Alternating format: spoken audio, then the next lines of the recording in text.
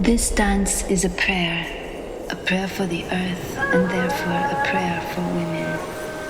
This is a call for women to know and believe in the holiness of their bodies, the sacredness of their dance, and the power of their voice. My prayer is a calling for the women to return to the temple.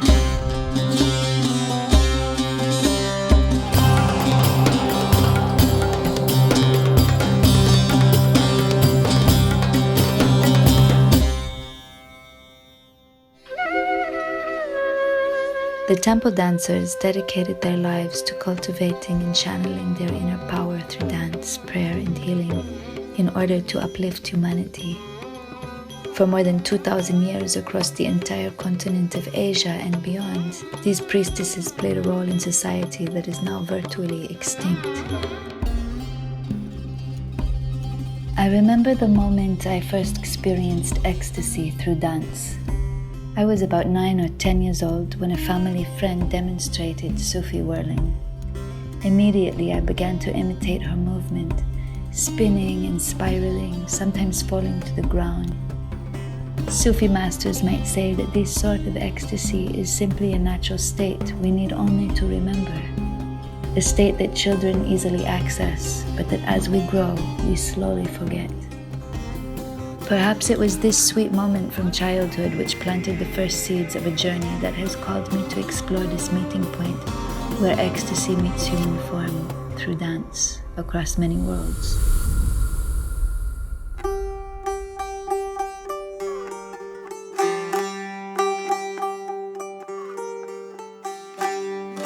The holistic dance language, it's about accessing the truth in our body, retrieving information from the past, but also interpreting that for today's world. In the ancient world, there were temple dancers and priestesses whose lives were dedicated to uplifting humanity. There is no role like that in today's mainstream culture.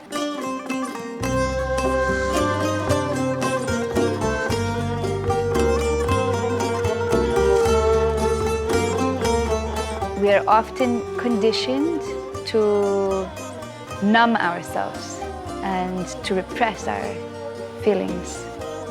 When we move the body and we allow that movement to shake things up inside, it's unbelievable what people remember. It's unbelievable the potential we have to heal. As I began to focus more on working with women, a simple truth came to light.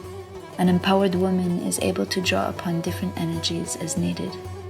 The realization came to me that dance is one of the most important ways we have to connect with our hidden gifts and forgotten powers through the untapped potential within our bodies.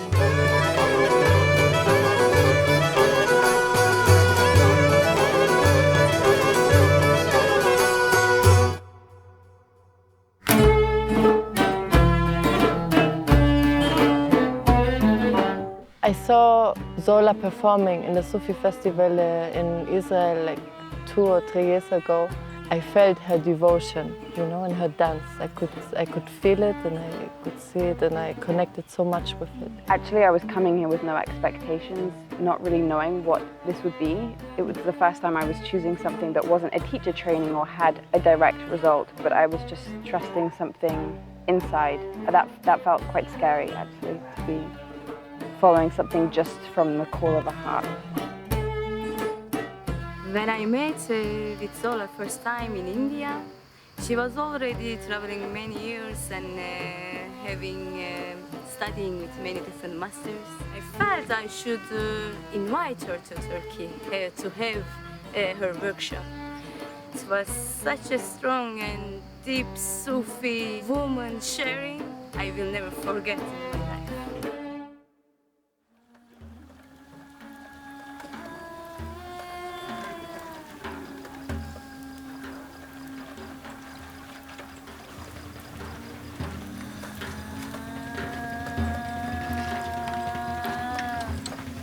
There are so many cultures where women are not encouraged to express themselves fully, and that's really a deep understatement.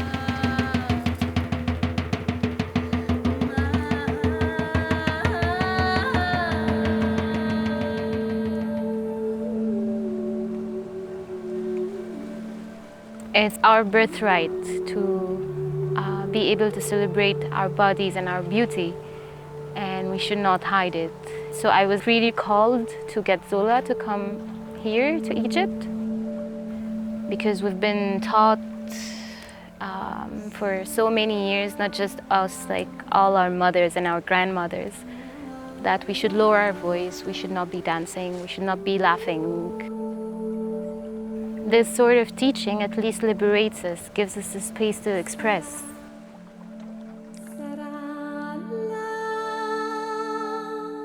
Contemporary needs of women in today's world require a new language and a new way of being, because we have problems in this world that also didn't exist in the ancient world.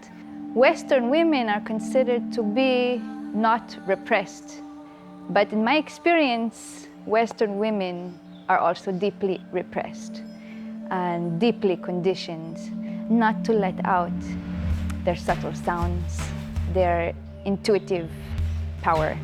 And the question is how to get back in touch.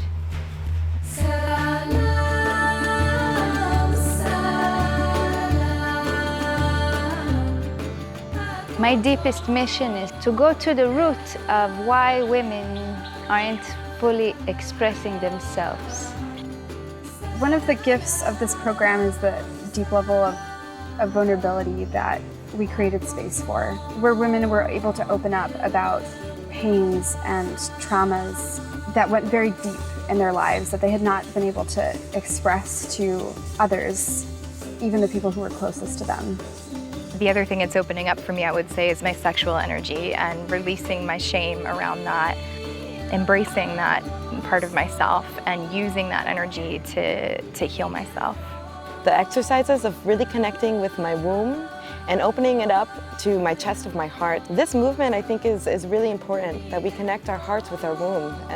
I feel this is where our power lies as women. This holistic dance language practices also contains a very deep physical language where we work very hard. And on the other end of that, we also remember stillness and quiet and a deep introspection. We develop our intuition through freestyle exploration, but we also cultivate discipline through strong daily practices. Through this discipline, we become more free.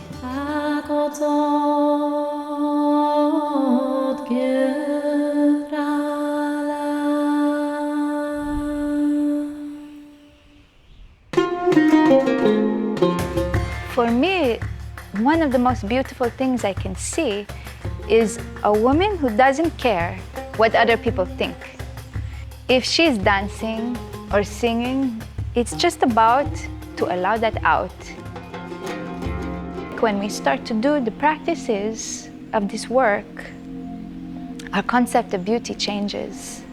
And slowly this breaking down of this conditioning, it just releases the wild animal.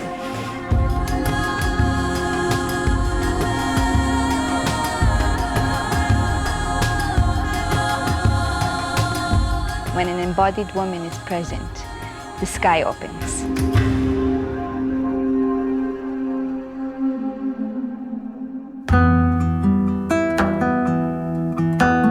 I started with singing circus, but I wasn't able to create my own music, my own songs. I had a big blockage, like the door was really closed. And coming here 2 weeks into the program, it just felt like all channels were opening up and I started creating my own music. This quality awakened in me through Zola that is unstoppable now. I can't, everything I'm doing is just a dance, so I feel so grateful for that. This work is a call for every woman in every age, everywhere in the world, to reconnect with their sacred bodies and the sacred body of the earth. I personally feel like language is a barrier, but it's always, when it comes to music and dancing, it's a language that you can talk to anyone. What I learn here is what I would like, if I would have a daughter, she would learn that. All women should have access to them. A woman dancing expressing herself, singing. This is one of the most divine acts we can witness as a human race, and humanity needs to remember this deeply.